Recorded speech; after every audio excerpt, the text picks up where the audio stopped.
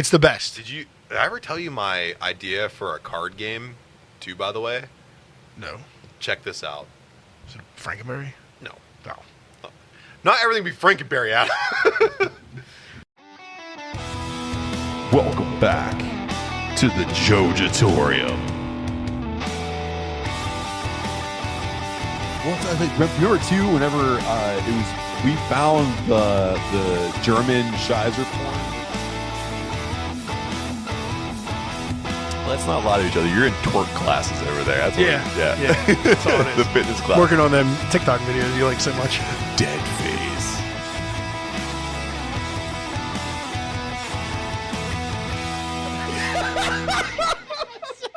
Got right in front of you. Welcome back to Jojitorium. You know who it is. It's Adam. It's Matt. We're decaying with the boys. And do you like scary movies? My voice modulator. Doesn't sound like we spent too much money on that. We didn't. No, that was the cheap one. We damn boys, and we are thick dudes. But needless to say, we don't waste any food, but not everyone can be eatery dominating champions of the diner counter like us. So that's where 412 Food Rescue comes in. This nonprofit organization takes food that would normally be designated for waste and brings it to areas that are experiencing food scarcity. With 40% of food going to waste while 1 in 7 people go hungry, 412 Food Rescue believes in linking up with food retailers, volunteer drives, and other nonprofit organizations to bring necessary food rations to daycare centers, churches, community centers, and much more. You can check out the mission of 412 Food Rescue and even find ways to support this incredible organization by heading to 412, that's the numbers, 412foodrescue.org. You just make sure you tell them that the boys sent ya. Yeah. We are back, and we have loaded up the Jojitorium with a beast of an episode, Adam. We have.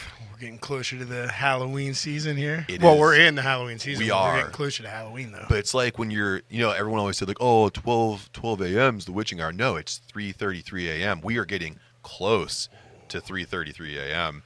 And that's when Arnold Schwarzenegger tries to fight the devil in the church. End of days. See, That's right. That's right. I got you. Get to the chopper. I'm following you. We're getting close to the witching hour, and I'm coming up on a 4-day weekend, so I'm going to get sloppy. It's going to get real weird down here. Been slamming a bunch of pumpkin spice coffee, and not like lattes. Like if I get my hands on just like a coffee, I'm chugging it, just slamming it, absolutely slamming it. I'm going to post a picture on our Instagram here pretty soon too, because I got some pictures back from Disney, and there's one of me drinking this absolute sugar bomb. They call it the witch's brew. It's your style, man. Oh my god, it had like foamy cream cheese on top of the coffee. It was so good. My god. And of course I got the shit scared out of me by the emergency alert on October 4th. We all did. Yeah. Apparently. Yeah, it was I heard so many times like it's coming at 2:00. It's gonna happen at 2, and I was like, okay, I'll remember that. I didn't remember that. And then I'm talking to somebody at work, and all of a sudden, everybody's phone simultaneously went off, and I was like, "What is happening?" Yeah, it's just been. It was a spooky surprise that I should have known. I went full Biden. I fell asleep. I was like, "Oh, we're gonna hear a thing." What was that? And Adam, it's my understanding that you just are an absolute beer brewing animal. You don't stop. How many beers have you brewed now in the past couple weeks? I think I'm up to definitely over 20 on the year. Yeah, but probably maybe even more than that. Is that your average? Like, what is your yearly average usually? Usually annually it's 20, so 20. I still got a couple months left. I'm yeah, gonna squeeze you do. a couple more in. But yeah, I just did the pumpkin roll for Homebrew and Chill and Brewing for a Cause. Yeah. And then our other one for Brewing for a Cause is coming tomorrow. Actually, I'm waking up early and knocking one out because I'm off work. So, are you gonna say what it is, or are you gonna keep 20 gallons this week? Yeah, I can say what it is. It's a toasted marshmallow IPA. So. Oh yeah. Oh, I think we said because of the Jason series, right? Yes. But it's not a smash. It's not going to be a smash, but it's still going to be called Jason's Sleeping Bag. I like it. So, I like it. Adding a couple malts to it. It's still going to be a single hopped IPA though. That's cool. So you can call it a smash. Like it would be a sash. Though. Yeah. Like Jimmy Uso. Or actually, it would just be a shh. Single hopped IPA. Shoosh. So speaking of beers, Adam, we are in round one. We have a fully loaded episode here today, and you've procured some beers from one of our favorite breweries here in the great city of Pittsburgh. Put all that together, what do we have?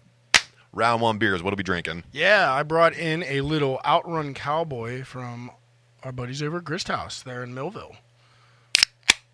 And this is their Pilsner coming in at, it's actually a Pilsner line they've started now. Anything that starts in Outrun is now a crispy Pilsner for them. But the Outrun Cowboy is a German-style Pilsner brewed with German Hallertau Mittelfreu and Mandarina Bavaria hops. So let's give it a try. I'm going to tell you right now, buddy. Go ahead, crack that bad boy. Oh, it sounds good, and it smells good. Like this, dude, it pops out of your glass. Those hops come to your nose first and foremost. And the color on this bad boy, this is damn near water. Yeah, nice straw yellow, but clear straw yellow. So good. And then you have that nice little bit of dryness in there that comes along with this, and it's just a little bit of the punch. You know what I mean? From that dry pull. This is, I mean, Grist House makes fantastic stuff, but this is a very well-rounded Pilsner. This thing is delicious. Yeah, definitely getting a nice bitterness off of it.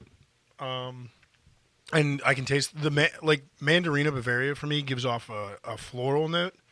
Some people get orange. That's the Mandarina. Yeah. I get a little bit of the orange, but it's mostly like a floral blast there. Not blast, but note there at the end. Oh, yeah. No, I'm not going to say blast either, but it's predominant. It really is.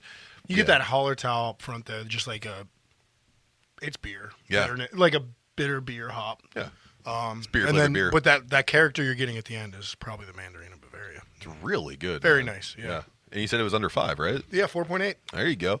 Just in time for you to enjoy next to a nice little bonfire. That's because I'm going to punish you in the second round. Yeah, no, you're not. All the shit talking we've been doing before these mics even came on. No. I'm going to punish you with the round 2 beers. Oh. Not only our competition coming up, though. I'm going to destroy you in that. But I'm also going to light you up a little bit.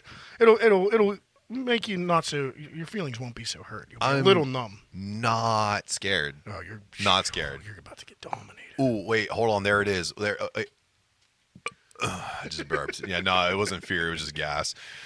So we are going to engage in combat in the second half, not only with a competition on a Mount Rushmore, but we're also going to combat some beers. But before we get into that, we have to get through some combat sports news. So from Buckle to Bell to Bellator and back, the boys bring you the best combat news in the biz.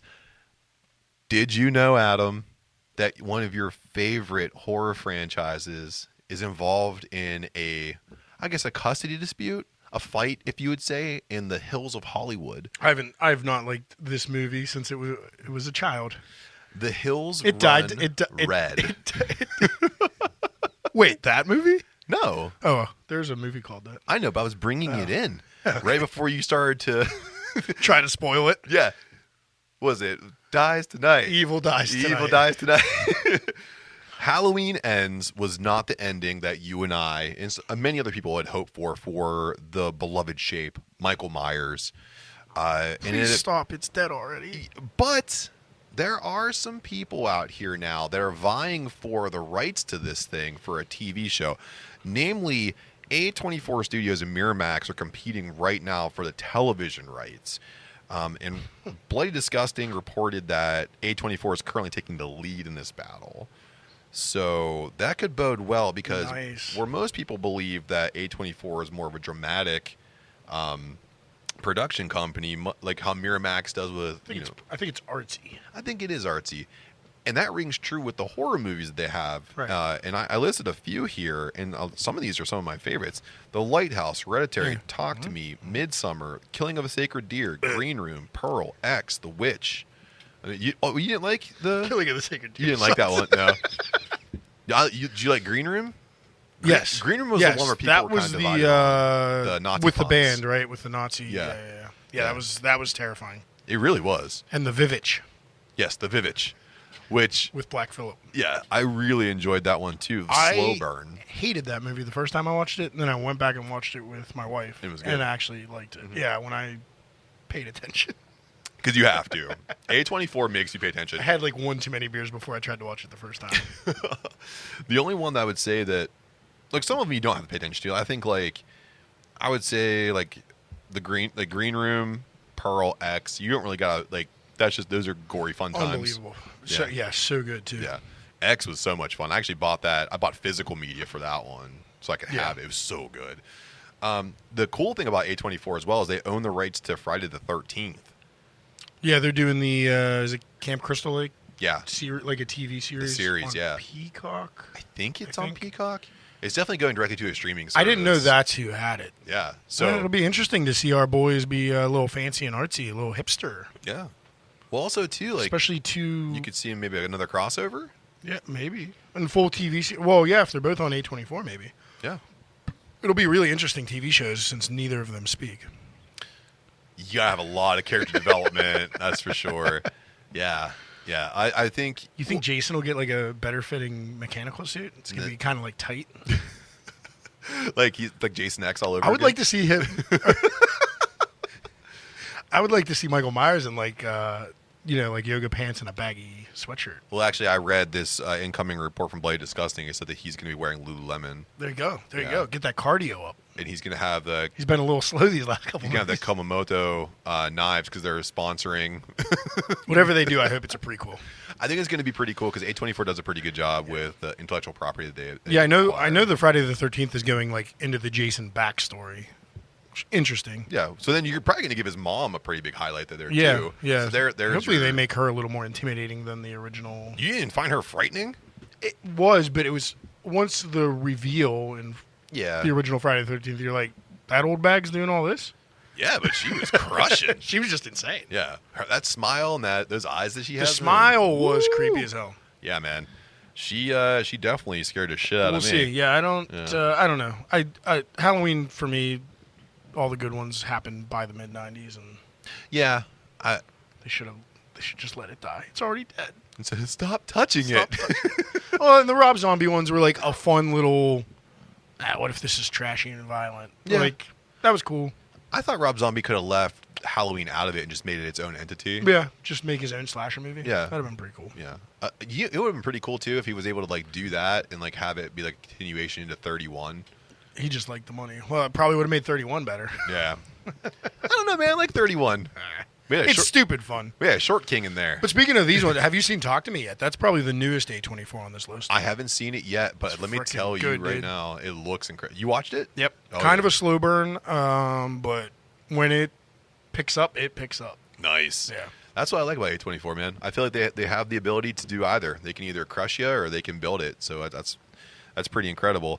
And 2023, speaking of being incredible, has been super kind to the horror genre. We have some real bangers that are showing up in, the best-selling. Scream 6 is currently the highest-grossing movie 2023 for horror at $108 million, being chased by Megan, a movie we both hate, at $95 million, Insidious: The Red Door, $82 million, The Nun 2, $73 million, and Evil Dead Rise at $67 million. And I like one of those movies. You only like one? Which one why don't you like the other ones? I only like Evil Dead Rise out of all those. Scream 6 was so good. It was violent, but it was so dumb. I loved it. I thought the story sucked so It bad. was supposed to. It's meta. God, so bad. I think we can agree, though, that Megan sucked. Megan sucked. Yeah, I wasn't a big fan of that. I have not seen Insidious: The Red Door. I but did. I'm pretty sure it sucked. I watched. No. Everything in that universe in the last 5 years has sucked. The first Insidious was really good. The first. Yes, I think that's the last one that was good. Yes, and they brought back the entire original cast for this one. Because was Sinister before or after that? Before. So yeah, Insidious was probably the line. I would say. Because I liked Sinister, and I liked the first Insidious. The Haunting of... Oh, The Haunting of Connecticut? Yeah. Oh, that was so Right, good. that's in that universe? Oh, kind of, yeah, because it's based off of the investigations. Right. Yeah. So that's it. Those three were good. But I'm telling you, this one's really good. It's more atmospheric than the first one. The first one I feel is more gritty, but I like this one a lot. I think you would enjoy it. It's worth a watch. I'll watch it once it's on streaming. When it goes streaming, yeah. The Nun 2, I don't know. I'm not a big fan of that. I didn't like the first one. And Evil Dead Rise. I thought that was a fun film. Yes, I thought that was great. It was fun. Not the best Evil Dead, but it was fun. Pretty good. Yeah, absolutely. But we also have to make mention here that while Scream's coming in at $108 million, which is pretty cool, Barbie is commanding the lead here in overall blockbusters at $1.38 billion. Cool. It's huge in today's yeah. day and age, too, where Margot a lot of Robbie, people aren't paying to go to the movies. Ryan Gosling. Well, clearly, some people are paying to go to the movies. I mean, if I get to see Ryan Gosling with no shirt on, I'm going to pay. Have you seen that? You have Barbie? You have 2 children, yeah. They have no. I'm not going to, because I don't. They're not Barbie kids. No, not really, man. I think that died off somewhere between us being kids and the I think kids so of too. today. Yeah. I don't think my niece is into Barbie either. But here's what I want to throw at you real quick, just for funsies. Yeah. Take Barbie and put it into one of these horror movie universes. Where would you stick Margot Robbie and Ryan Gosling in the movies, that the horror movies that are topping in 2023? I'd like to see them hang out with Pearl. It has to be. I was sticking them in an A24 film. You can pick whoever the fuck you want. Well, they're definitely going. They're definitely going into Evil Dead Rise then. Oh, thank you so much. I would love to see Evil Dead. Ryan Gosling. No, So Margot sexy. Robbie. Just rips Ryan Gosling's head off, Oh yeah. throws it down the hallway. You know what would be really cool too, and this is complete fantasy booking. If you had Margot Robbie be the lead character in a new Night of the Demons, if they did it again, and she went lipstick in the boobie. Now you're really just fantasy booking for yourself. I really aren't you? am. I am. It's a movie I like, and it's an actress that I like, and it's a scene that I really like. See, I want to see her get uglied up. Well, she will. If she's Yeah, she would in that movie. But too. in Evil Dead, yeah, It's dude. like if this new Exorcist was big, maybe if they do another one. Well, That looks pretty good, though. Well, the initial. So here's the thing, though. Rotten Tomatoes is trash, understandably. It's giving it a 23% on the initial releases, I but think it gave The Flash like a 95. Though. yeah, and that movie garbage, sucks. Yeah. So we are going to move into some real combat here. So we know that Tyson Fury is going to be taking on Francis Ngannou here in October, in the spookiest of months, but he's also scheduled to square off against the other heavyweight champion, Alexander Usyk. Nailed it. Good Thank job. you. Yeah. So, MMAfighting.com reported that Fury announced the bout agreement via his Instagram account on September 31st of 2023. So, each side holds a piece of the WBC Heavyweight Championship, and the winner will hold the unified heavyweight title. Undisputed. This is actually going to be a quick turnaround for the Gypsy King, because he's squaring off with Ngannou here in October, and they're saying that this fight against Usyk will be sometime in late December or early 2024. Sounds like he's overlooking Ngannou, right? Sounds like that might not be a credible opponent. Sounds like some bets are going to get made. There wouldn't be a money grab in Saudi Arabia, would there? No, there wouldn't. Where this fight is going to take place with Ngannou and where it's going to take place with Usyk. So just for some background here, Fury's coming in at 33-0-1 with 24 KOs, and Usyk's coming in at 21-0 with 14 KOs. Each fighter has taken shots at the other for allegedly ducking the fight on multiple occasions, saying that each one was kind of going through their own path to avoid the other. Fury held the undisputed heavyweight championship in 2015, but vacated it in 2016 because he had documented mental health and some anti-doping issues. And then Usyk won the WBA, IBF, and WBO heavyweight championship with a unanimous decision over Anthony Joshua in September 2021. He went on to defend that championship twice against two formidable opponents, of course, going back against Joshua and then taking on one of the heaviest-handed people that ever walked the planet in Daniel Dubois in this past August. So, and that was quite a show. Usyk really showed dominance in the ring, not only with his overwhelming power, but he was able to dance Dubois into some pretty precarious situations, really forcing him into corners and working angles on his punches. The highlights display Usyk's ability to not only strike when it's according, but also to adjust his approach to counterbalance. I think Tyson's going to have his hands full. It'll be a big fight. Have you seen? I love Usyk's look. It's so cool. He's got the super Russian haircut, and the tooth gap is just perfect. Yeah, it's spot on. It's terrifying. And the one thing I do like about this is now Fury has some, not momentum. What's the word I'm looking for? Inspiration. Yeah. To get through that Ngannou fight quick. He doesn't want to take any damage. Right. So you got to get that. You got to get in and out of that fight because you got another one coming up in a few months. Yeah. So kind of like that. It makes the Ngannou fight a little bit more interesting in my eyes. I think for two reasons too. One, like you said, you don't want to take a lot of punishment from Ngannou because if he catches you, he's powerful. But also too, like if he's overlooking, he's gonna get snuck. I mean, Francis Ngannou is not someone that we would not take lightly, of course, because we are who we are. But if you're a fighter going into a unifying championship bout and you have to get past the Nigerian Nightmare, Yep. I would take caution. Yep. Yeah. But now you can't really afford. I mean, you got to be cautious, but you also want to get in and out of there quick. You do. You So- do. Minimize the damage. There Get we on the go. other side. Speaking of damage, Adam, you and I, we are wrestling fans. We love wrestling of all kinds. We are. But the one thing that I think that we don't subscribe to is the tribalism that's going on right now. We've had multiple wrestlers jump from one promotion to the other. We've had several, we call them dirt sheeters. We may be accounted with them as well. But they say some things with some vitriol. For instance, when Jade was in AEW, everyone mocked her in-ring ability. Then she had the TBS title, and everyone made fun of her title reign. Then when she left, all the WWE fans were like, "Oh, thank God she's coming. She's perfect She's fit for great." us." And then all the AEW fans are like, "She was shit in the ring, paper champion." Yeah, so just a definition of tribalism for Yeah. those not into wrestling is that basically some wrestling fans, the maybe more toxic wrestling fans, Yeah. are picking sides. They're either WWE 100% and insult the AEW brand, or there's AEW 100%ers insulting the WWE product. So it's mainly on social media. And it's just referred to as tribalism at this point by all Yeah. the writers, I guess. Yeah. Is where that term got born. I think it's coming. It's coming a lot too from like Wrestle Talk had it on for a second there. They were kind of breaking it down. Yeah. Because you're seeing wrestlers like Daniel Bryanson, or Bryan Danielson. Sorry, No, I love when you call him that. I know That's I fine. screwed that up.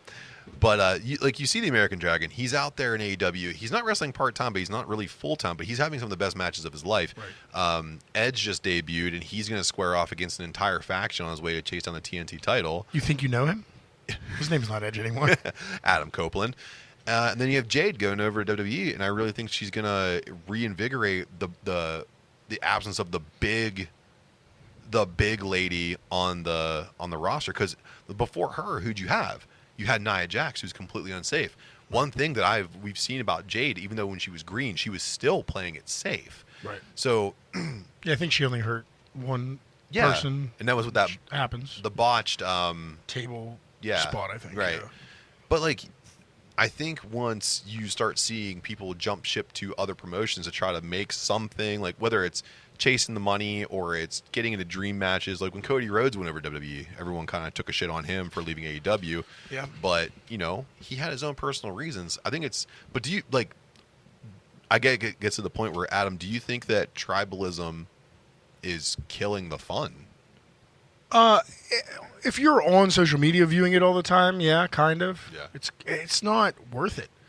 And especially, it's only if it doesn't start to get better and people don't start checking out each other's programs, it's going to get real muddy here in 2024. Yeah. There's a lot of big contracts up on both sides, and you're going to see a bunch of people jumping ship. Yeah. And I look forward to it because it's going to freshen up both products. It's going back to when it was WWF versus WCW. Yeah. And I think we didn't see as much tribalism back then because, one, social media wasn't as prevalent, and two, it was more of a regional thing.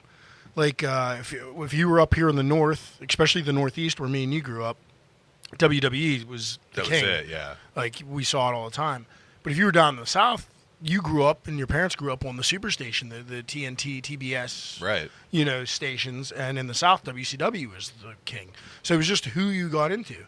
And as a kid, I got confused because I really liked Sting. Why don't I see Sting as much as Yeah. Shawn Michaels and stuff? But, when I saw Sting, I still got excited. Right. I still like guys from both brands. And then as I got into my teenagers and the Monday Night Wars happened, I figured it out. But I watched both. Yeah. I mean, Monday nights were great. Yeah. Fudge. I forget how the order went. I think WCW started an hour earlier. Yes. And went from 8 to 10. No, Thunder started an hour later, so you got to watch So the way it worked was Thunder Nitro. started an hour Thunder later. was Thursdays. Was it Thunder? No, Nitro. Nitro. Okay. Yeah. So Nitro started an hour late, and Raw started at 8 At o'clock. 8. Okay. And then So that's what it was. so then you had WCW running till 11. So then Raw's like, we'll add a third hour. Okay. And then WCW had a third hour. So they started running But simultaneously. when they were running simultaneously, I was just Back and constantly forth, flipping yeah. back and forth to see whatever was better. I stuck on. I swear to God, Eric Bischoff and Vince McMahon had an agreement to like go on commercial breaks at opposite times because like I would literally have people come over to my house on Mondays and we would order pizza and just flip back between those two promotions. And it was so much fun because especially when WCW went into the early stages of the NWO. Right. Dude, how cool was that? I mean, I always enjoyed both products. And I definitely had my preference, but I didn't bash the other one either. Like, my preference was WWF, WWE. And those are the pay-per-views I would watch. Like, me and my friends would get together or, I'd ask, if it was my birthday or something. Yeah. And Can I'd I get have one, please? Usually I do Rumble for my birthday every year Yeah. because it's close. But yeah, I don't get putting down. It makes no. Well, and I think a lot of it is the fans today that are kind of socially inept and just still think wrestling's so damn real and shit. Yeah. It's not. I think your intelligent wrestling fans aren't into the tribalism. Yeah. But the vocal.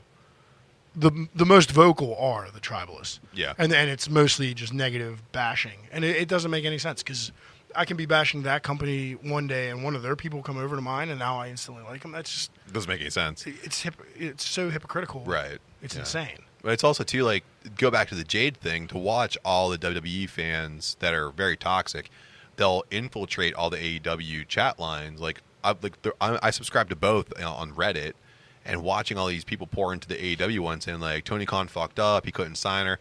If you saw he released a statement, he's like, I gave her 2 incredibly huge offers, and she said no, so I wished her best. And if she can come back anytime she wants to. Yeah. So if a guy who's running a multi-million-dollar promotion lets one of his top female stars walk away and wishes her well, how the hell can we as blue-collar people be like, fuck that bitch. He fucked up. We got her now. All his money, and he couldn't keep her around. He tried. And this isn't to say that you shouldn't you can criticize the wrestlers and the in-ring product. That's fine. But just don't bash the other company just because they exist. Right. Like, we were critical of Jade at the beginning. Everybody was because her work was sloppy. But And it then got she better. worked. And we talked about it, I think it was last week. And Yeah. it got better. And now we want to see how much better it's going to get. Yeah. It's good. It's good to see people grow. Some people don't, and they're just a joke the whole time. Right. But Disco hey, Inferno looking at you. You fucking chud. He's one of the worst ones. He talks so much dumb shit. That motherfucker gets on a microphone and he talks down to people like he was holding a title. Bastion Booger, man.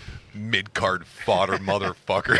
But yeah, I just want to get that there. It doesn't mean you can't have fun with it or be negative on parts of it, but to be negative on a whole company just because it's not the company you back is just crazy. Stupid. But I think that we will get on the other side of it. I think as long as there's fans like, and I like to count us among the people who just want to have a good time and watch it. Because also, I just want it to be good. we're in our mid to late 30s. I don't think I have the time to waste on being WWE through my veins.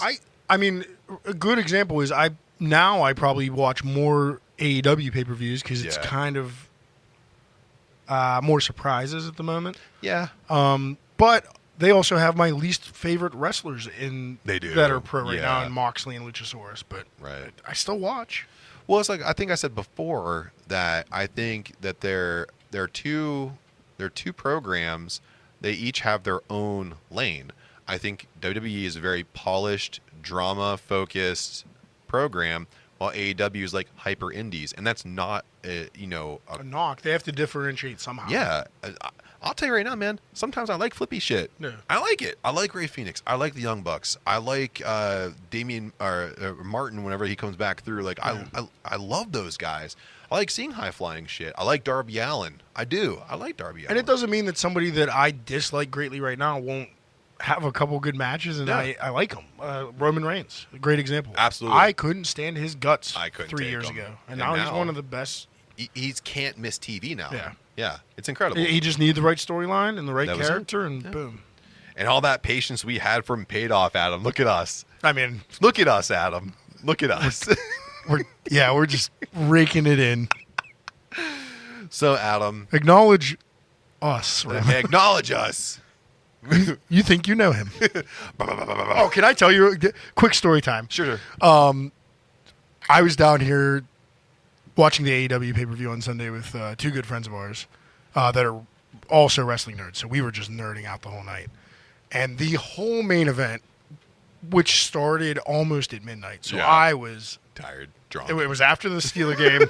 Oh, yeah. I was not tired at all, but I was drunk. And every time there was like a pause or a gasp in the match, This is it. you think you know me? You think you know me?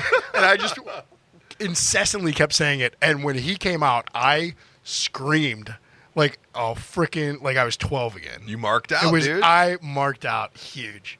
He's And so it was, much It was fun. cool. It was so freaking cool. And before we go to the next segment here, like his little promo he had on Dynamite where he talked to Chris Jericho and talked to Kenny Omega, absolutely perfect. Like, good to see you, Chris. Oh, I completely missed that. And then he looked Kenny Omega up and down. He goes, "Nice meeting you too." And they shook hands very gingerly. And Kenny looked like apathetic. He's like, I can't be bothered by this. And Chris Jericho looked elated. Like he's there with Renee Paquette, and they're chumming up. Freaking out. And Kenny Omega's like, "Fuck this." I don't care about. Well, and then any his of this. segment with Christian at the end of that's the only thing I saw last night was his segment with Christian. That was huge. That's perfect. Probably like 5 minutes, but huge. It's all you needed. Yeah. It's all you needed. So, Adam, we are going into one of my favorite segments here. I'm so glad we do this because it's just fun to pick it apart. It's going over or jobbing. Probably So- my favorite segment of this episode because I think we're going to get so heated we're going to be too mad to do questions from the internet together. I think we are. I think we are. Your topic in the second half. I know. Oh, it's going to get. As I was gonna get typing it out, fiery. I was like, I'm going to make him either so mad or so focused. It's going to be scary either way. I couldn't even talk to you last night, I but then I know. woke up this morning. I was like, "You motherfucker!" At 5:23, I read it this as soon as morning- you sent it. Yeah, and I was like, I know he's doing. at 5:23 this morning, you're like, "Nice notes." I think it was nice notes, fucker. Yes, it was. I wasn't going to give you that much credit, but yes, it was nice notes, fucker. So going over jobbing here, Adam, Bleacher Report has picked their top wrestlers to keep an eye out for the end of 2023 and their larger impact that they project to have in 2024. So let's take a look at the top 5. If you want to go and check out this full article, there's actually 20 wrestlers in total. But we're just going to pick the top 5 here because I think the top 5 will generate just enough fervor for us anyway. So coming number 5 here, we have Dirty Dominic Mysterio, someone who the Bleacher Report seems to really like talking about. They view him as someone who's going to be a top wrestler throughout the rest of 2023 and will make a huge impact in 2024. What say you, Adam? No, That was quick. no, that's jobbing. Although I maybe in 2024, he was in that match with the new guy they just brought in from Mexico. Carmelo Hayes. Nope. Ultimo Dragon. It's close to that, but it's not Ultimate. Yeah, Dragon. it's not I know what you're talking about because he was down at NXT. The other dragon. He was in. He was the guest referee between him and Carmelo Hayes. Oh, okay. For the And then they NXT, fought yeah. on Raw like 2 weeks ago. Yeah. I cannot. Something Dragon. Well, the problem is they. Dragon Red. Dragon. No. Can't- Dragon Lee. Is it Dragon Lee. Dragon Lee. Okay. Dominic was okay in that match, but he kept up and he sold Yeah. well. So like you can see he's improving. But number 5, no, jobbing. Yeah, absolutely. How about number? Sorry, Dragon Lee. Please come on the show. Well, Dragon Lee's going to get a good program out of it. Dominic's going to go over on him. Dragon Lee's phenomenal. He should be number 5. Yeah. Well, he's in the top 10. Good. He is. Number 4 here we have King Switchblade Jay White. I'm going to go first on this one. I'm going to say this is definitely going over, especially with the promo he cut on MJF on Wednesday. You are going to see a collision between the leader of Bullet Club Gold against our scumbag, Maxwell Jacob Friedman. I think it's going to be a great match at Full Gear in November. I don't see Jay White as someone who's going to fizzle out before the program starts. He's great on the mic. He's great in the ring, and he's cut, dude. He stays in shape. Mm-hmm. He looks fantastic. So I'm going to say, especially 2023, he's going to have a fantastic match with MJF. I think he's going to really hit a big splash in 2024. I agree. I've waited for. I'm saying going over as well. I've waited years for him to come to American television, an American wrestling promotion, and excited he's here. Yeah. He did such great stuff in New Japan. Like, pumped to have him here. And I agree. I don't think it's quite his time for the title. I don't think they're going to take it off MJF. He's too red hot right now. Yeah. But I think maybe in 2024 he has a top title in his future. I think so too. Yeah. How about especially if you build that faction up a little more in the. They need one more person. The Bullet Club Gold. Yeah. They need one more person. One maybe two. Yeah. Yeah. A woman and like a heavy. Yeah. Yeah. What's Wardlow doing? He just came back. He just for a came back. And squash he's doing match. absolutely nothing. He crushed Griff Garrison. He cut his hair and they cut his push. Yeah, and he got thick. He got thick as fuck. How about number 3 here? Konosuke Takeshita. Takeshita. Takeshita. Takeshita. The Don Callis family. I'll go for it. I think it's slightly jobbing. I think it's a little too high on the list. They got him with a good manager, but he's bland, in my opinion. Strong guy, technically sound, not sloppy. Yeah. But to put him on number 3 in all of wrestling right now, that's too high. I think they did a good job pairing him with Don Callis because I think it's going to elevate him. I think Callis is going to do a very good And if job. you're saying he's going to be huge in 2024, yeah, maybe. I mean, Yeah. they're pushing him to the moon. He beat Kenny Omega like 3 times now. So Well, he also didn't have any favors. He teamed up with Kyle Fletcher when he was supposed to be in there with Sammy Guevara. Yeah. And I think you need someone like a Sammy Guevara to elevate you a little bit. Because Guevara, despite being kind of spotty at times, like he's electric in the ring, and it really it'll highlight and you. he draws heat. He really does. I think 2024, it's going over. I think 2023, it's jobbing. Yeah, I kind of agree with that. I just think it would have been a spot for a better spot for a younger Gigi Dolan. heel. No, Gigi Dolan. Mm. she's in the other company.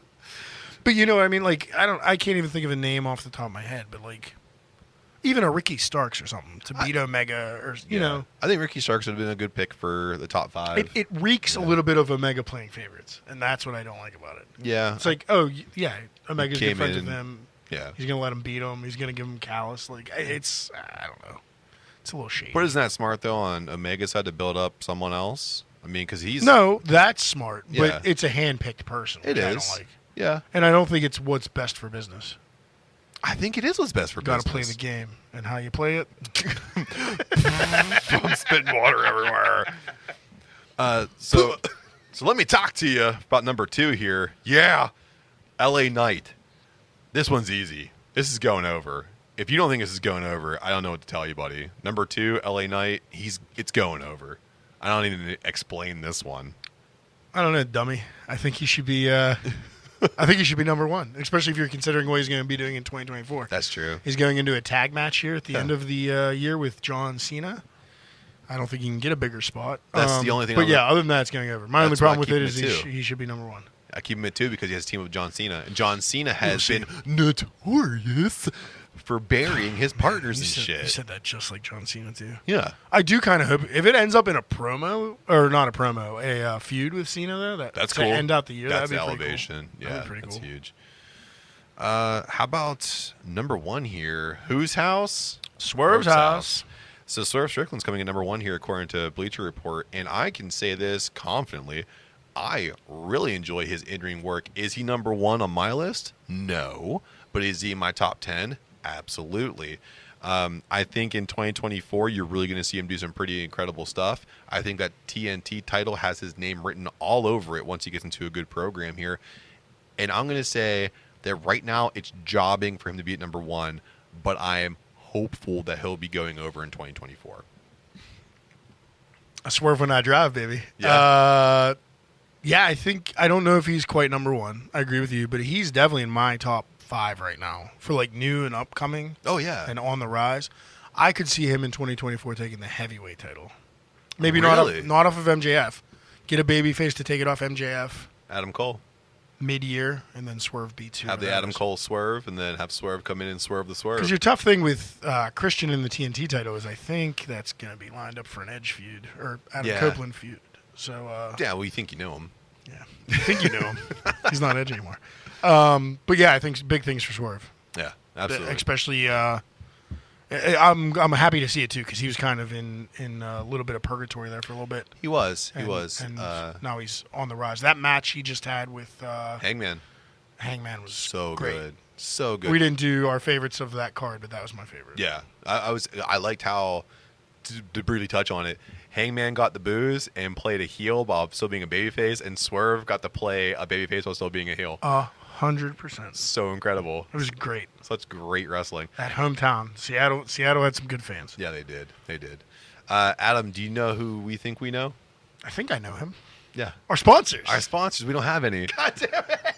But we do have our friends, and our friends support us. And if you support our friends and you support us, when you support us, you get to do some pretty cool stuff like going into the second half of this show and kicking the living shit out of you. So I saw Collier Brewing just started sponsoring the pens. Hey, throw a little bit of that money our way. I mean, I like Collier Lager. Never had it, but I'll have it. So you look confident. Everett City is great. You're going to hear from our friends, and we're going to see you on the other side. Give me free beer. When you're done listening to this podcast, check out mine. It's called Beer in Front. Every week I talk about a classic beer that maybe we've forgotten along the way. I'll also talk about new beers that have potential to be classics. As the Chicago beer guy, I also talk a lot about great craft beers in the city of Chicago. That's Beer in Front wherever you listen to podcasts. Welcome back. Hopefully you heard something that you like, because again, when you support our friends and you support us, and when you support us, we do really cool effing stuff. So, Adam, before we get into one cool piece of news here that we just found out very recently, you went out and you grabbed another incredible beer for us, but it is not from the great city of Pittsburgh. It is from an outside entity. What are we drinking? Yeah, went all the way up to New England for this one. And out of, let me look it up, East Hampton, Connecticut, I have some Orange Cat Brewing. It is Trick or Treat for Kittens. And it is a double IPA with candy corn and artificial colors. Holy shit, this fucking thing. It doesn't look too artificial in the colors as you're pouring it out. It looks like a really slightly orangey, hazy IPA than normal, but... And I have had their hazy IPAs from Fat Orange Cat before, and they are pretty damn good. They distro down here quite well. I mean, I went to New England. No, actually, I went to Banksville Beer here, right down the road.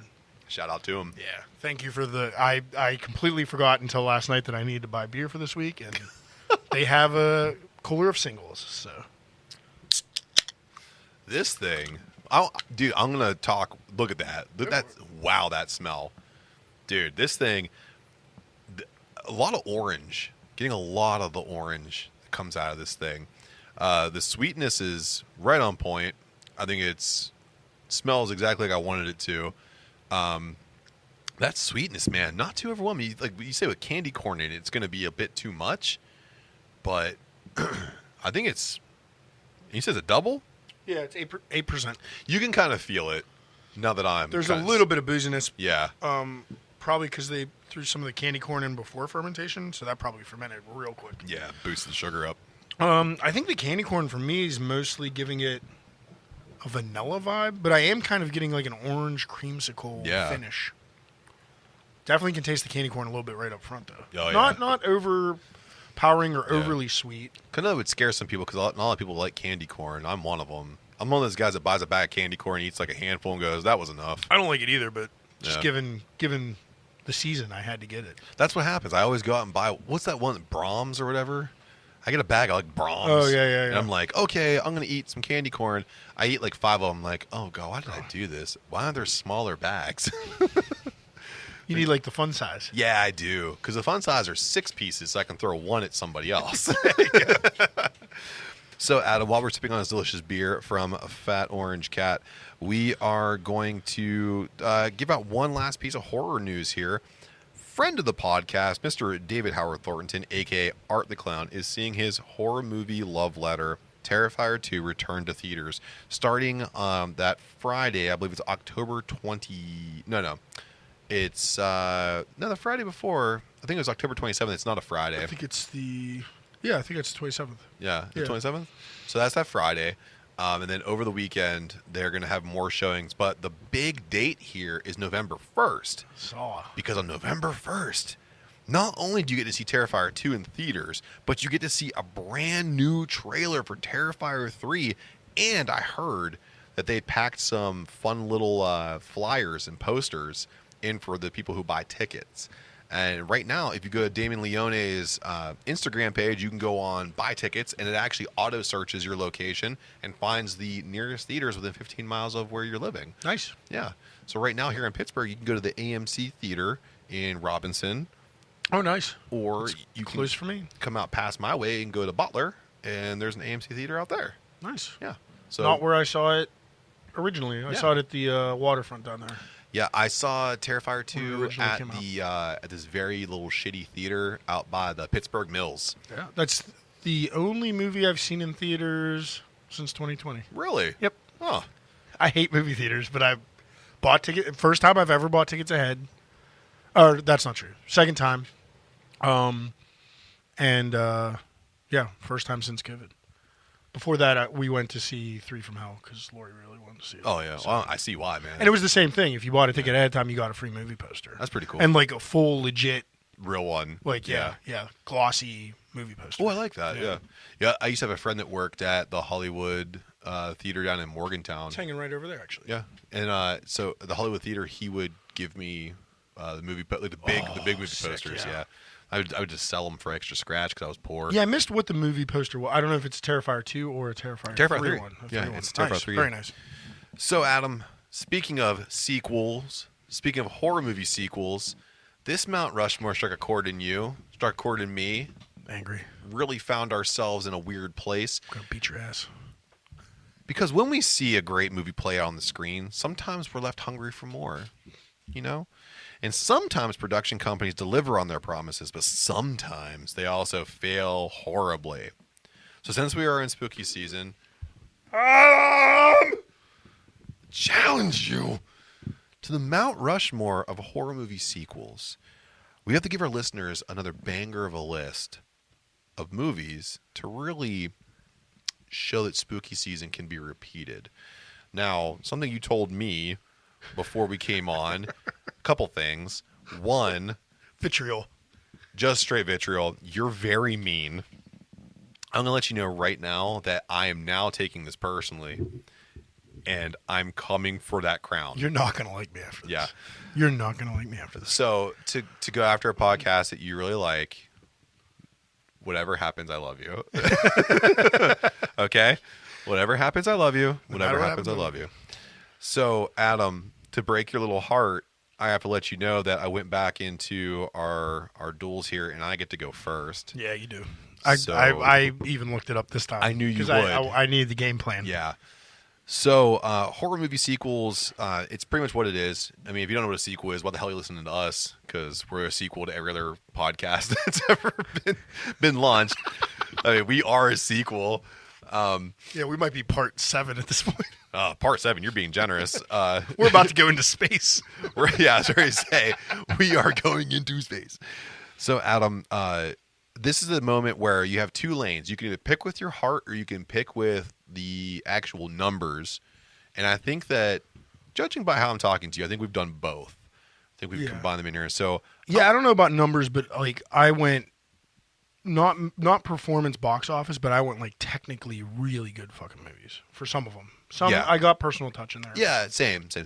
Ones that were, I have some cult-worthy ones. I have some blockbuster ones. I have, I wanted to go back and forth. Someone has to have my personal touch on it. So, Adam, with my first pick, I'm dipping into a franchise that I hold near and dear to my heart because I believe that they have revolutionized the horror sci-fi genre.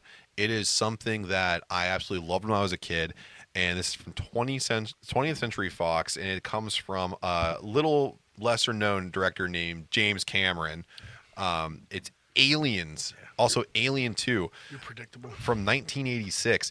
So this is a movie they didn't want to make off the rip, but the success of the Terminator in Off the theaters. Ripley? Off the Ripley, which also did not want to bring back Sigourney Weaver. Thank you for that segue. That was beautiful. You're welcome. So in the original Alien, if you remember, it was very tight corners, very haunted house-ish.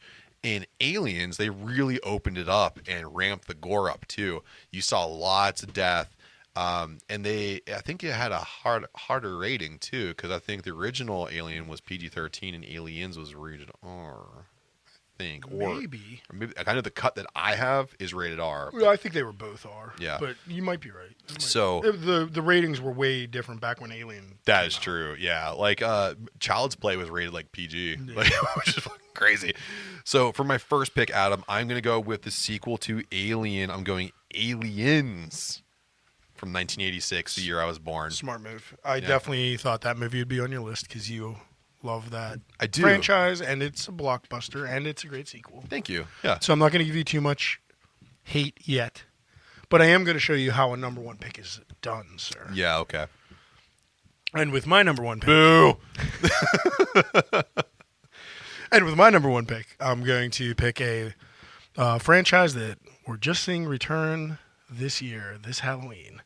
And I am taking The Exorcist 3 from 1990. Oh, that's a good one. The Exorcist 3 doesn't necessarily center on an exorcism, but it centers on the Gemini killer as he terrorizes Georgetown. And George C. Scott plays Lieutenant Kinderman and is investigating the crime, investigating the serial killer, and finds out, there's a supernatural force behind these killings. The film includes Father Karras, who was the one that saved Reagan in the original. Let's not talk about the second one because it sucked. Yeah, it was terrible. And it's based on the book Legion, which was William Peter Blatty's sequel to his novel The Exorcist. Yeah. And the fun fact is he also wrote the screenplay and directed this movie. Oh, wonderful. And it's one of only 2 movies he ever directed. And it's beautifully shot. The cutscenes in between are drama-filled and packed. I picked this one mainly for the acting. Yeah. George C. Scott, who's the main character, and Brad Dourif, I'm shaking talking about it because I'm so excited. And Brad Dourif, who's famously the voice of Chucky in the Child's Play movies. Unbelievable. George C. Scott is the protagonist. You're with him most of the time, and he's talking a lot, and it's all interesting. It's all very passionate. He's playing a pissed off, depressed, determined lieutenant. But Brad Dourif steals the fucking show being the Gemini killer. Just unbelievable acting out of both men. And despite this being just a straight-up psychological horror thriller, it didn't need to rely on jump scares at all. But it has one of the best jump scares in horror movie history. And there's also hardly any gore shown. It's all of the violence is implied through the great acting and the great dialogue. That make this a very uncomfortable must-watch sequel. I like you use the word uncomfortable because it's exactly how I felt when I was watching it for the very first time. And the jump scare is I think it's towards the end of the second act. Yes. And it's the bone, these big bone-cutting shears, and there's a possessed nurse in all white. And you can only imagine she got beheaded. It's so cool, too, because spoilers, it's been out for a while, so hopefully... It's been out for 13 years. Or no, not 13. 33 years. Yeah, 33. I was like, 13? They redo this? But in all fairness, after Exorcist 2, I didn't watch this for a long time. Yeah. I was like, the first one was good and the rest sucked. Yeah. And then somebody said, no, you got to watch the third one. And I watched it 3 times in a week. Yeah, it's very different. I watched it one night, and then I was brewing the next day. I was like, I kind of want to listen to that. Have it on in the background again. Oh, man, it's it kind of reminds me of the original Omen. Very, very scene setting. They use a lot of distance to build a lot of tension. So, they make the hospital feel very monolithic. And that makes the Gemini killer feel so much more omnipotent because, dude, it's fucking happening anywhere. Yeah, and it's a very adult, drama-filled horror movie. Yeah. But it still has the horror, more a thriller, almost a crime thriller horror. Yeah. But unbelievable. The acting is great. And like you were saying, I think this probably could have been a PG in 1990. Easily, yeah. There's very little blood. 'Cause that was the biggest thing for and no violence shown, really. That was the biggest thing, the blood. If there was no blood. Other than the very last scene, when the actual exorcism is happening, the priest, father, whatever, giving the exorcism gets ripped up a bit, and then at the end, the shot. demon gets shot. Yeah, but that's about it.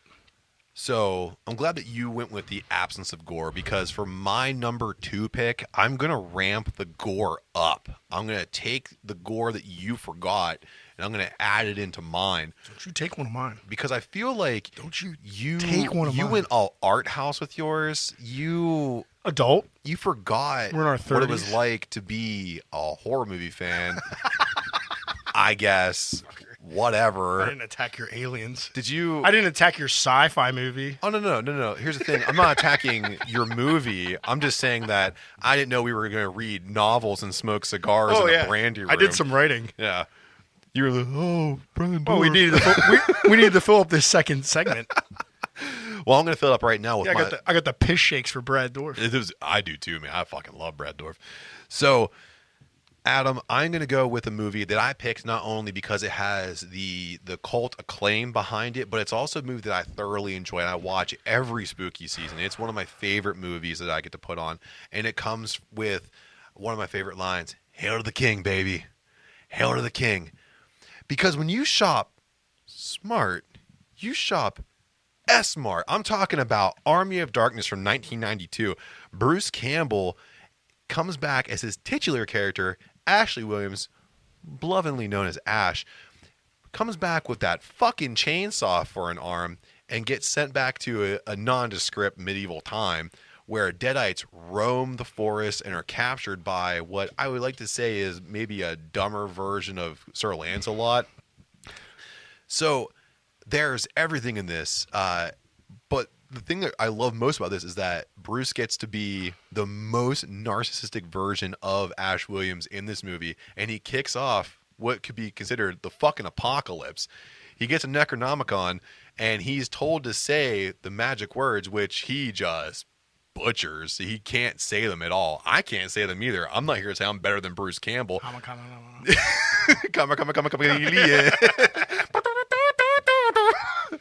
But whenever he botches the words, he unleashes the dead, and he gets to not only be so full of himself, he gets to be so full of himself, he generates another version of himself. That really iconic scene where he's in another cabin, and he's taken over by a demon spirit, and he tries to flush him out with the hot water. Like, it's an incredible thing. But then to see him, he defeats his alter ego and creates the leader of the Deadites on the dead side of everything. And the war scene that goes into the climax of the movie, it's beautiful. I mean, it's cheesy enough, it's well scripted enough, it's just fun, it's campy, but you could take it serious. It can scare you if you want to. And the other thing too, if you don't like it too, comedic, go get the cut that's way over top horror. And if you don't want over the top horror, go get the cut that's really drama. And if you don't want drama, go get the cut that's just all comedy, because there's 1,000 cuts of this movie. You can find it any way you want to. It's Neapolitan ice cream, baby. You want chocolate, you want vanilla, you want strawberry, you can find it. But it's all Bruce Campbell all the time. Hail to the King, baby. Number 2 pick, Army of Darkness. And it all tastes like clown shoes. If you like a goofy-ass horror movie with bad skeleton special effects, that's for you. Although I will give it props. There's really good puppetry on some of the skeletons too. I would say that for practical effects, it's fun. They didn't lose the budget, but they definitely had a lot of fun with it. And also Bruce Campbell is like Billy Zane. You could put him in anything. I remember really liking it when I was 12. Yeah, still 12 at heart. Yeah. You still finger paint. I don't know what the fuck you're talking about. Yeah, I mean, it's a sequel. Yeah. Yeah. That's how we define it, because it's not one. It's a sequel. Yeah. Thanks for defining the aim of the... I like how you're doing this. I thought we were picking the best sequels, but... We did. We just named sequels. We picked 2 really good sequels, Aliens and Army of Darkness, and someone threw on some fucking art house piece. Is that A24 from back in 1962? What is this, a black and white film you brought to me? Casablanca with some fucking demons? It's my next one with Bride of Frankenstein. No, I'm just kidding. Abbott and Costello meet Frankenstein. No, but for my number 2, I'm sticking in the realm of the third movie in these series, and I'm going with Nightmare on Elm Street 3: Dream Warriors from 1987. Wonderful movie. Yeah. So this is the third installment, like I said, of the Nightmare on Elm Street franchise. It focuses more on the dark fantasy elements than the earlier films in the series, and it follows a returning Nancy, played played by Heather Langenkamp again. As she's now older and works with teenage patients in a psychiatric hospital. And they're all attacked by Freddy Krueger, played by Robert Englund, the only one that should have ever existed. Yes. But they all band together and learn how to harness the power of their own dreams to fight Freddy. It's Real so inspirational cool. shit. Yeah. In my opinion, it's really competes strongly with the original. It's the best in the series, in my opinion. And it dials up all the stakes and the creativity while still respecting the ideas and rules of the original movie. Which, as you got further in the series, they started getting away from what Wes Craven. Well, like set even up. number 2 really abandoned Right. the original. Yeah. And it really, number 2 did this as well, and so did number 4, I believe. Really focused on issues that like teens and early 20s would have been having at the time. Like all the kids in this psychiatric hospital had some either eating disorder, or drug Body abuse, dysmorphia, or But the biggest thing for me is it's the first time Freddy says his catchphrase of "bitch." Yeah, fuck when you, he bitch. says, "Welcome to Time Prime, bitch," and shoves the blonde girl into So good. into the television. One of the best kills in the Nightmare on Elm Street series as well. So hands down, boom, from the 80s now. That's my favorite sequel. I really like that one too. That's a great movie. I ain't bringing those slackers. No, you're not. But I mean, it sucks. You keep diving so far back, like it's the third fucking movie. Yeah, I mean, a lot of number 2. But let me just say this, some though. number 3s are great. The part of the movie where is this the one where the Spoiler alert: I'm not bringing Saw 3 to the table. Like, I'm not going to go all. you 3. guessed my third. Isn't the kill with the wheelchair in this one too? Isn't that? Yes, sir. That's my favorite one. that's a good one, too. He's like, "Look at me, I got legs." No, you don't. So I'm taking them. Yeah, isn't that the kid he like puppet? No, that was the first kill he puppet. Yeah, strings. You're because right. that was the kid that had the suicidal ideations, and he puppet walked him off the edge. And that was the other thing about that movie too, is it kind of built the psychological aspects of it up because that looked like an accident. Right. But like the first one, that got it in everybody's head, and then everybody Right. started thinking about him again. Which is something they kind of abandoned in the second movie, so they revisited in the third movie. That's a really good pick. I really like that movie. It's something that's another movie I do watch. You know, Thanks, man. not as much as Ghoulies 2, but you know. Oh, is that your third pick? Ghoulies Go to College. Yeah, so it looks like I got 2 on the Mount Rushmore already. Yeah, you're doing okay. So in 1997, there was a Bunch of bullshit. There's Yeah. no way this is making the list. It's a great movie, so you can shut the fuck up. So, because in 1996, there was an incredible movie that really hit the market and flipped the horror genre back on its head like it needed to. Horror movies were getting stagnant, straight to DVD, straight to VHS releases were coming out, and nobody was really taking the reins of the open air of the horror franchise. But that's where we see a little movie called Scream come into play here. And That's not a sequel. in 1997, less than a year from the original Scream, Scream 2 hits the theaters, and you're seeing Scream 2 where they ramp up, much like the rules of a sequel, which is why this is a meta pick in a meta Mount Rushmore, in a meta in your face. Higher body counts, higher blood, you're killing big characters. You stick to the original idea, by the way, though, of killing Sarah Michelle Gellar very early on.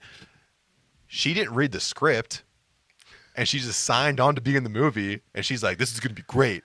And then she didn't realize that Neve Campbell was still in the movie. So she got killed in the first 20 minutes of the movie, much like Drew Barrymore got killed in the first first one. Yeah. So this movie really ramps it up, and it does end to a point where like the reveal of the killer is cool. You don't quite see it. They do enough of, you know, shielding you from the truth of it, where Billy Loomis's mother is a great reveal. You would have never known it was Aunt Jackie. No, of course not, because if it was Roseanne Barr, I'd be like, that bitch is going nuts. She's definitely killing everybody. But Jackie keeps it real. She was like, I'm just being a Law enforcement. I loved it. I think this is a great movie. It's a great movie.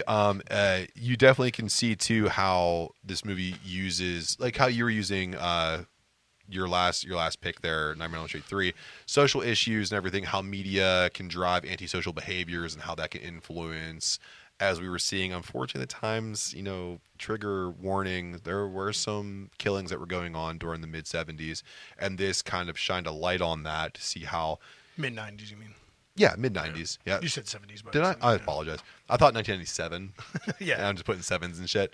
But in the mid-'90s, we did see some pretty gruesome things, and I think that this movie took an opportunity to put a spotlight on that to see, like, hey, here's some situational awareness that you should have and to go along with a fun meta movie. For all those reasons, that's my pick. Scream 2. Really enjoy it. Yeah, super meta because it got to those live action Scooby Doo movies before Scooby Doo did, so that was great. The gang really love that franchise. Well, listen. The thing about it is if it's good, you can keep doing whatever the fuck you want. Goof-ass mystery. It's probably the guy wearing the ghost face.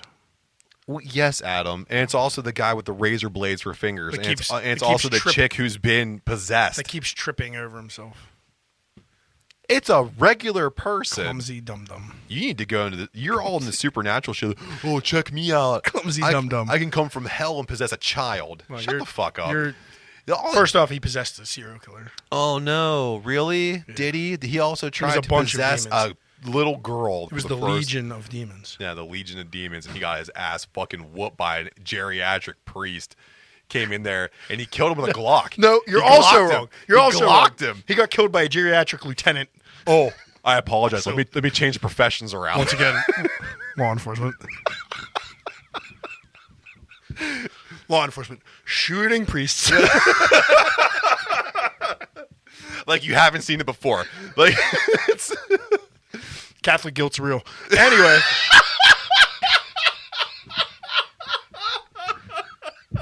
I can say that. I was raised Catholic. I tried it once too. It's like a cigarette. I didn't like that. So, what's your number 3? You gonna go ahead and scary movie 2 or some shit like that? Because you're just gonna pick ghosts. No, since you think I'm being too fantastical, I'll bring it back. I'll bring it back to our favorite little family from Texas. Yeah. Going with the Texas Chainsaw Massacre Part 2. Okay. From 1986. This is more of a personal pick for me because I just love this movie. But this is the movie that Tobe Hooper originally wanted to make when he made the first one. He wanted it to be more of a dark comedy than the serious kind of exploit film the original was. He fucked up. So he cranked. So he definitely cranked up the dark humor in this. He did, but also, which is what I like about it, cranked up the gore way more from the original. And you have the legendary Dennis Hopper coming in and playing Lefty Enright, getting revenge for his niece and nephew that died in the original. And he goes out and seeks the Sawyer family out in Texas.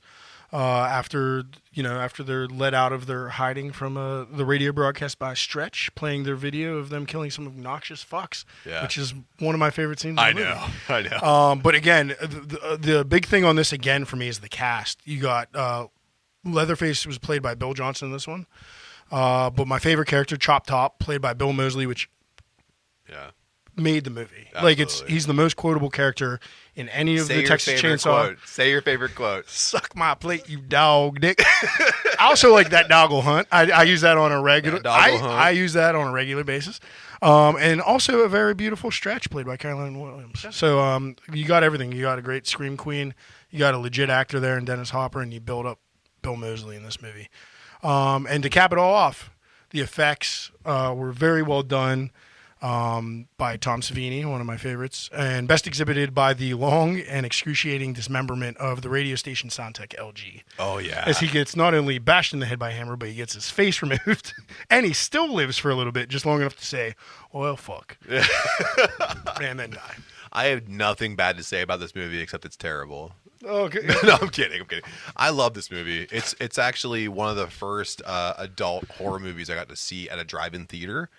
Oh, nice. That would have been cool. There was a Monsterama quite a few years ago I got to go to, and Chainsaw Massacre 2, Hotel Hell, A couple other movies were playing there, and I got to Both dark comedy, absolutely brutality. That's pretty good. And I got to meet one of the original stunt doubles from Texas Chainsaw Massacre 2. Oh, nice. Yeah, I got to take a picture with him. He went in full Leatherface outfit, and he was super nice. He answered some questions that I had about the movie, like how did the sprawling landscape of that set was huge, man. It kind of felt like they were running through miles of tunnels in that movie. Fantastic. And the Tom Savini is no slouch, so seeing all the gore effects were incredible. I mean, this should have been number one. Right off the rip, they cut the corner of the one college doucher's head off, and just was like, well, that's setting the tone. Yeah. Like, it was all goofy and like, what the fuck is this? And then that happens, and you're like, okay, that's what this Which had to be purposeful, because you're right. The first like 15 or so minutes, you're like, what the fuck is okay, this? then you're like, oh. Here we go. Oh, okay. All right, yeah. It brings you back in. Yeah. No, great pick. Thank you. Nothing negative to say about this one, man. That was a good pick. Yeah, that's what happens when you pick stuff from like before 1990. So. Yeah. Well, I'm going to dip into 2013. Oh, spoiler alert. No Terrifier 2 for you, huh? No Terrifier 2. That's okay. Because I'm going to pick one here that, and this is my at my heart pick. Oh, that's good. So your heart doesn't belong on any Mount Rushmore. It does. It usually wins. It's dark and cold. And are you fucking kidding me? Shitty taste. I'm wearing a flowered shirt for you today. And the shittiest taste. Really? My heart. I told you there's going to be vitriol. This is not a friendly competition. You're my friend, too. You see, I picked you. Competition. My shitty fucking heart resonated with you. Look at that. That's why you're my only friend left. Yeah. Slap hands. Yeah. You shitty motherfucker. So, Adam, in 2013, we found a resurgence in a certain type of horror movie. One that was left kind of to the annals of you can't do this right, Anthology movies are difficult to make. Anthology found footage films are very hard to make. And VHS tried on the first attempt, but VHS 2 capitalized on finding the directors to formulate these 20-minute clips that are absolutely stalwart, must-watch, gore, Halloween, horror movie. Just, it's beautiful. VHS 2, from the first vignette to the fourth, is absolutely incredible. But the spotlight needs to be on the safe haven, the wonderful cult compound where Malik, Lena, Johnny, and Adam, brought back to you, infiltrate to try to interview this cult leader in the Philippines. Why won't you let people in? Why won't you talk to people? Why won't you let us understand what you want to accomplish? And from there, it roller coasters into one of the best 20 minutes of horror that the mid-2000s had ever seen.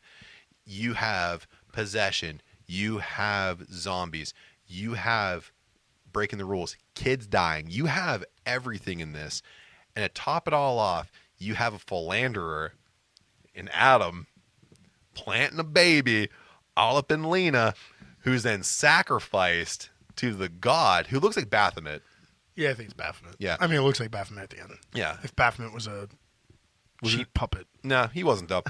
So the apex of this Daddy. is it's Papa. But at the end of that, you see that Adam turns psychotic at the very end of it, much like I'm turning you psychotic in this Mount Rushmore. But that's not to say too. There's a 20 minutes for a botched eye implant that can see ghosts. There is a zombie outbreak where a guy's riding a mountain bike and he infiltrates a birthday party. And there's alien abductions at a slumber party, which actually became a full-length movie in Kids vs. Aliens. It's on Shudder right now. This is one of, if not the favorite I have for horror anthology movies. I think it's done right from the front to the back.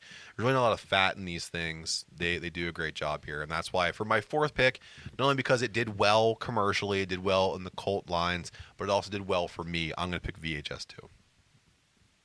Yeah. My favorite part of Safe Haven's when the the school. So it's like basically like a little school in part of it. Like Yes. Yeah. The school bell rings. It's basically like, yep, time for recess. Everybody pops themselves. There's like Kool-Aid and firearms, Yeah. and it's if you're not cool with violence, this is a very difficult movie. It's so I don't want to say who drinks the Kool-Aid because that's pretty graphic. Yeah. But a bunch of people drink Kool-Aid, and then he runs into, and it's all like you said, found footage. Yeah. So he like frantically runs into a different room. I was like, oh, none of these gentlemen standing around in a circle have Kool-Aid. That's good. And then they all one time just boom, cap Yeah. time. It's Like, oh, this is not going to get any better, is it? it's tough. It's shocking. It's shocking. It's And there's something yeah. about it being in I don't know if they were in Cambodia or the Philippines or whatever, but it's not. Yeah, there's no English, which makes it even. It's all subtitles. Yeah. From the cult, anybody in the cult. Yeah. Subtitled. Yeah. And for some reason, it just like draws you in closer and just Right. makes it. Well, because the Philippines, like Filipino language, is very beautiful. Yeah. But whenever you're getting into, like, And then you find out it can be menacing. At the same very time. much so. Oh my God! Like the cult leader alone, it's terrifying to watch him start to bring the hour of reckoning, and then everyone loses their collective fucking minds. So it's worth a watch and of course, trigger warnings if you're okay with getting through what could be considered some, Yes. Some people were self-deading themselves yes, or self-unaliving. I think yeah, is the right term. as Deadpool would say, we're unaliving ourselves. Yeah. So Adam, you're down to your fourth pick here. What are you bringing to the Well, party? man, I can't believe we didn't overlap on any picks. So I have like It's pretty cool. Yeah, I have two very strong picks left, and I'll explain my tiebreaker after I present my number 4. Okay. But with number 4, I will join you in the 2000s because I've been an old curmudgeon for all my picks. So far. No. I mean, two of the movies I picked were released before. I was Oh, you're born. saying that? Okay. Yeah. My bad. That was everything else in your life. Old as hell. No, yeah, everything about me. But I'll pick 2005, The Devil's Rejects. Yeah. There you go. Which was the sequel to Rob Zombie's House of a Thousand Corpses, also written and directed by Rob Zombie. The original film this is kind of the opposite of the Texas Chainsaw Massacre too. The original film had a little more comedy, dark humor, and violence and gore, where this one just went straight up, almost like like Planes, Trains, and Automobiles, if they're all just violent and serial killers. Yeah. It's like a travel movie. It's like a little Thelma and Louise, but better. Fucked up. Yeah. So it expands on the story of the Firefly family and gets way darker, way more intense. Fly high, Yeah. And free bird. The tone just completely flipped on its head. Like this was way more serious and just dramatic. So I do like it better. I like it way better than House of a Thousand Corpses because it has that more serious tone. And kind of gives it like a Western travel movie thing with the Firefly family that by the end of the movie, you're sympathetic towards them, even though they are the worst people on the face of the Absolutely. earth. It would kill you just to get And I think like, that's a sandwich. really cool. Yeah. It's a similar thing to what Breaking Bad did to me. Where Absolutely, yeah. You like started- Heisenberg. Yeah. You start rooting for the other side. So yeah, there we go. fantastic. That'll be mine. That was my backup. But very close tiebreaker was Dawn of the Dead, and the original, and I couldn't pick that one because I like Day of the Dead almost as much for different Yeah. reasons, so I couldn't really pick between the two of them. That was tough. Yeah. So George A. Romero, strong shout out, but yeah, I went with Devil's Rejects, and again, Bill Moseley's in that one, so maybe I'm just a Bill Moseley. Which isn't a bad thing. I think I'm just a Bill Moseley dick rider at this point. I would be too. I love Bill Moseley. Yeah, man. That's Because he's my favorite character in this movie too. Yeah. So Do you have any honorable mentions you want to throw? yeah, out I got a couple. You actually nailed 2 of them, and I kind of left them off because I wasn't super passionate about them. But I do think I think they're not Mount Rushmore movies, but Army of Darkness, Child's Play 2, Yes. Saw 2, Evil Dead 2, Yes. Aliens, and Psycho 2 were all my things. Psycho 2 is really good. And Psycho 2 is awesome, but I also hadn't watched it in about 15 years. Yeah. So I wasn't super knowledgeable about it, and I didn't have time to rewatch it. I just picked movies that were going to piss you off. Like, Cube 2. Scream 2. Cube 2. Oh, so if I took one of yours, you were just going to Cube 2. I was going piss to me fuck off. you up. I was like, Hocus Pocus 2. You're trying to win by stroke. Yeah, I was trying to kill you on mic. Oh, you motherfucker. I'd let you go too. I want to finish this episode real quick. Editing will be weird. So Adam, Adam went to the bathroom forever. So Adam, we have 8, I want to say, incredible movies, despite the fact we are going to go head to head here to pick 4 of them. I think any of these movies would be a fun watch on a Halloween night. But we do have to pick 4. We do have to go against each other, and it's not going to be all 4 of yours. So don't you smirk up like that. Pretty sure I knocked you out of the fucking park. You did an okay job. It's admirable at best, but you didn't sweep, because I see 2 of your movies that are absolute stalwarts, and I see 2 of mine that are absolute stalwarts. So I'm going to make a pitch to you, and here's my pitch to you. Aliens, VHS 2, Nightmare on Elm Street 3, Texas Chainsaw Massacre 2, in no particular order. Nope. I don't like the order you gave either. And I said no particular order. I'm taking that personally. Okay, sorry. I don't think VHS 2 beats Exorcist 3. No chance.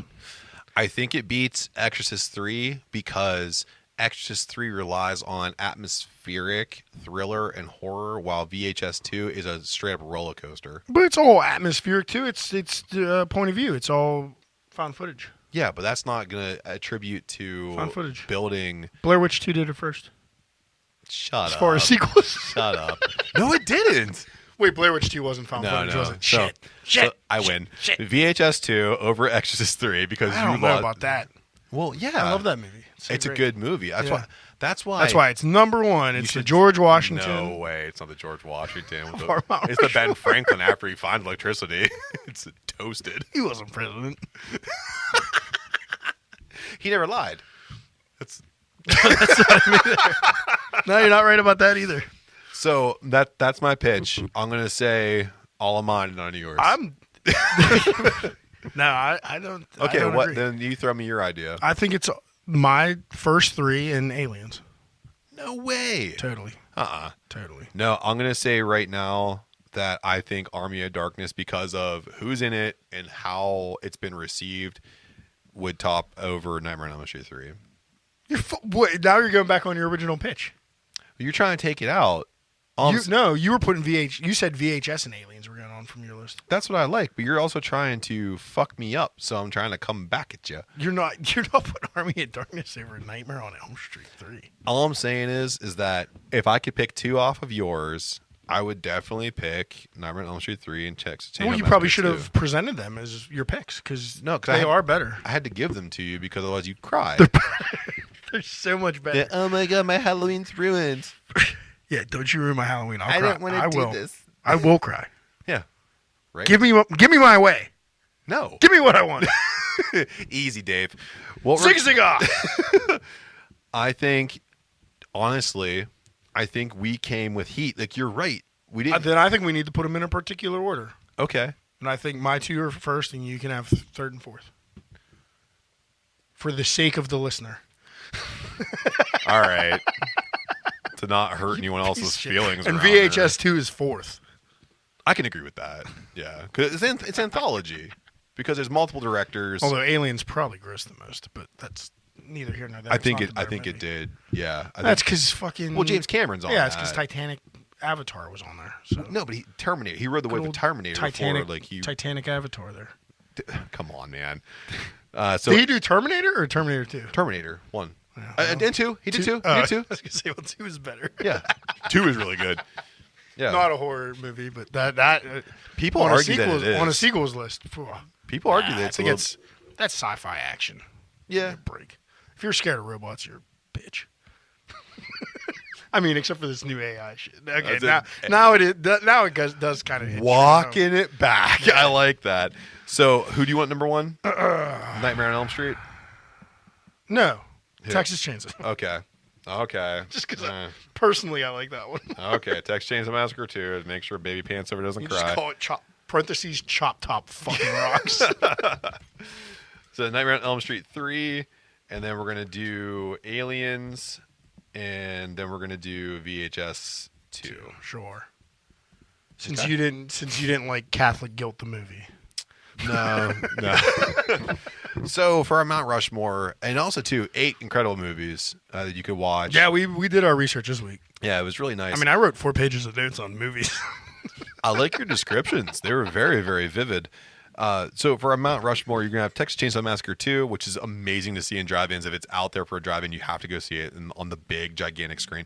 Nightmare on Elm Street 3, Dream Warriors, Aliens, and VHS 2. I think a great lineup of movies to show your friends and wear them the fuck out. VH2 is really good. Yeah, VHS 2. Which one? I didn't want to build up your pick anymore, I know. but now that it's over. We're done. The one with the biomechanical found footage horror. Was that the next one? Was that viral? Or was that... Oh, that's a great question. You know what I'm talking about, though? Yeah, It was yeah. like all the... Almost like Meatball Machine, almost. Yeah. I want to say that was viral. Okay. Yeah, That was good. That was a good one. I did like that one. That last one was shit. Yeah, not too great. But What was it, 84? Was that the last one? Yeah. No, 99. 99. The 99. next one's 80s. I think it's going to be 80s, yeah. I think. Yeah. Yeah. So, Well, check them all out. yeah, I mean, they're all fun in their own right. And I think they do a pretty good job on the found footage side of it. So, Adam, we are at the end of this episode here. No. We took too much. We took too long. Missed questions from the internet. Not happening. Well, at least I kept Army of Darkness out of the Mount Rushmore. Yeah, I'm going to go home and watch it right now. So, Adam, what's on tap and where can you find us? Yeah, Matt. October 22nd, we have Homebrew and Chill at the All Saints Brewing Company out in Greensburg, PA. And then following that, the next Saturday, October 28th, is Brewing for a Cause at the Energy Innovation Center right here in Pittsburgh. And those are the last 2 events of the season. So come out and see us. Yeah. Or come to the Jojitorium after that, because I will then have beers on tap. Have beers, yeah. And I can officially announce, because ingredients have been ordered, the first beer will be a Schwartz beer. No, oh, wonderful. Yeah. Schwartz Beer Fest. So I was going to do a Czech Dark Lager, Yeah. but I'm going to switch it up. I'll do the German version. Cool. Do a Schwartz beer. And if you know what's going on, I'm down here in the Brew Lab. It's at @bash_brewing, all social media, Facebook, Instagram, and X. If you know what's going on, the boys down here in the Jojitorium, we are at DWTB on all social media, Facebook, Instagram, Threads, X, YouTube, TikTok, and all the rest. And you guys send us some emails at decayandwtb@gmail.com. You can tell us how much our movies suck, or you can try to tell us how much our movies suck, but we are stubborn. So, It's our opinion, and we're right. So down here in the Jojitorium, where we have celebrated 8 of the coolest sequels we could possibly have, and we're drinking more of this delicious fat Orange Cat. Until next time, cheers. And always love your friends, even if their opinions are mid. It's not me.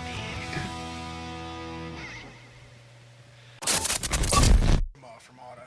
Oh yeah. Fermata. Terramana. Termana.